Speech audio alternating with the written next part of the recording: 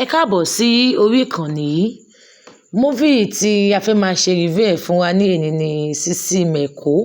Múfì tí actress Mercy Aigbe tí wọ́n produce tí ó sì wà ní orí actress Mercy Aigbe TV ní orí YouTube.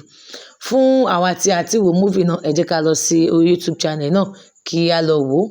Sinimá náà jẹ́ sinimá tí ó dẹ́rìn pa òṣónú lọ́pọ̀lọpọ̀. Sinimá tí èèyàn á rẹ́rìn, ẹ̀rín àríntàkìtì, òun náà ni sinimá náà jẹ́.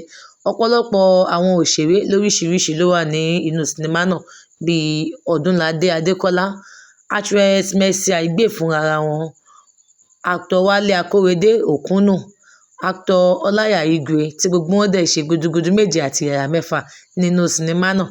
Bóyá ẹ̀yin ṣì ń ronú sinimá tí ẹ lè wò fún òpin ọ̀sẹ̀ tó jẹ́ sinimá àwòrẹ́rìn tàkìtì, òun ni ẹ̀yin ń ronú sinimá tí ẹ fẹ́ wò. Ẹ lọ sí orí YouTube channel Mercy Aigbe kí ẹ lọ wo Sisi Mẹ́kọ.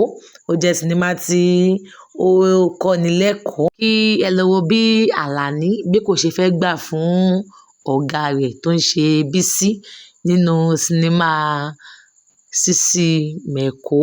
Bóyá ẹ̀yin ṣe ń ṣe alábàápàdé fídíò wa fún ìgbà àkọ́kọ́, ẹ jọ̀wọ́ ẹ bá wa tẹ subscribe button láti fi lè máa rí àwọn fídíò wa nígbà tí a bá ń jù wọ́n sílẹ̀.